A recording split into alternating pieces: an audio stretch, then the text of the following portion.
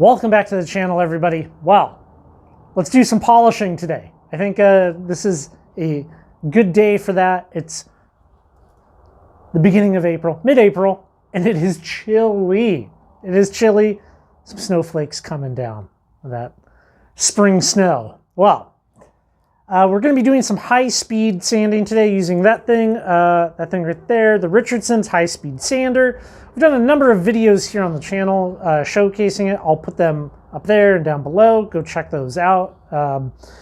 I have thoroughly enjoyed using the Richardson's high-speed sander, and many of the ways that I've been using it, almost exclusively the ways I've been using it, is with big things, big Thundereggs, just like this here.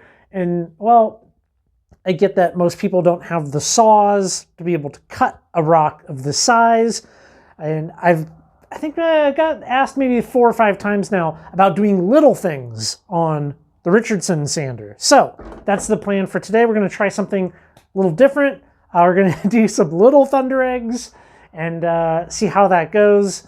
I don't anticipate any real problems in doing it. However, heat buildup probably will be heat buildup is going to be the thing that we need to manage. We don't want our rocks getting too warm. When you have something big, it acts like a big heat sink, and you don't really have that problem, really.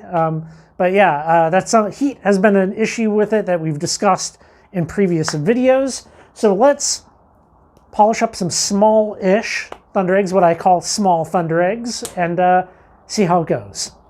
Here are the 3 Thundereggs that I would like to polish up today, and I would like to polish up both sides. I've already cut these, so we already have a pretty good idea as to what it is we are looking at here. And these Thundereggs were a gift to me, and they are from McDermott. Now, there's a lot of a lot of different places out there in McDermott, big area. Unfortunately, when we were there, we didn't go to McDermott, or to the Thundereggs beds in McDermott, but I think these will look really good. The rhyolite that these are in is very stable, very solid rhyolite, so it should take a really good polish. No real major cracks or anything like that that we need to be concerned with, and it'll hopefully turn out beautiful. So let's fire up the sander and get at it. So my plan is I'm going to be doing 4 grits before doing the Cerium Oxide wheel. We're going to be doing 80, 220, 400, 800, and then buffing them out. Since these are a little on the smaller side, and I don't want them to get too hot, I will probably be spraying them down more than normal with a little spritz bottle, make sure they stay nice and cool. And I'm going to be doing 6 different rocks at once, so they have a little bit of time to cool down and cycle through.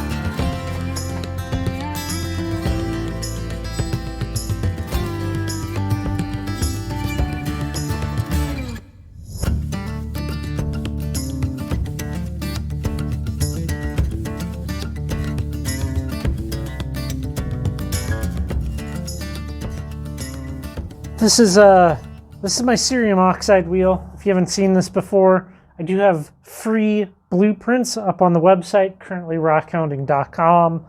You can go download them, make your own. All I ask is if you make one, send me a photo of it.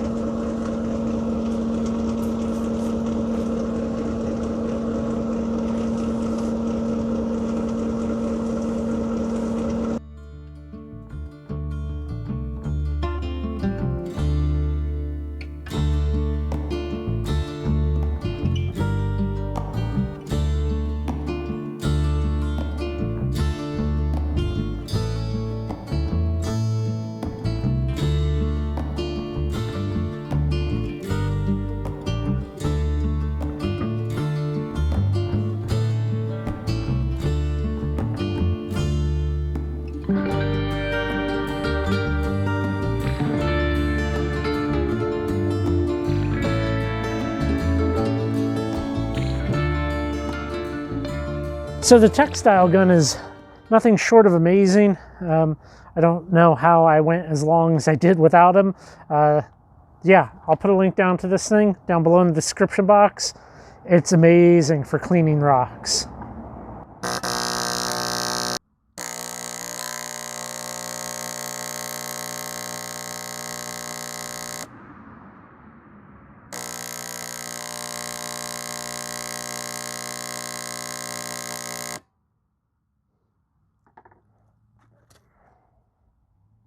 Well, I certainly learned some things polishing some smaller Thundereggs on the Richardson sander.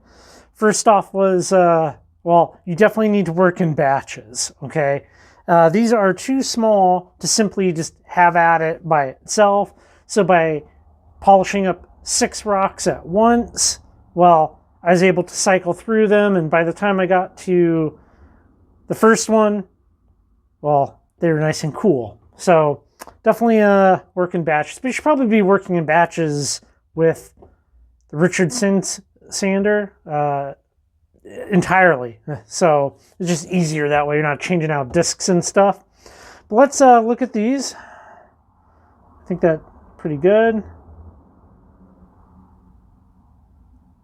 Like that. And that mossy bits. The cloudy portion that you see right there, I can't do anything about. That's just quartz crystal. So, you know, that never really wants to take a polish because it's all intergrown, so there's always going to be little gaps. The rhyolite kind of took a decent polish, but overall still quite nice. Some faint banding in there. Very lovely.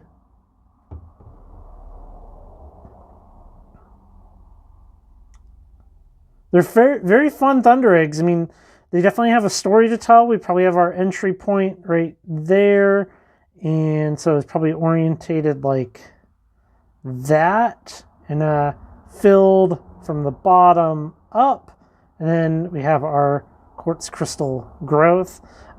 Seeing this, I definitely want to go and experience the Thunderegg beds down in McDermott firsthand.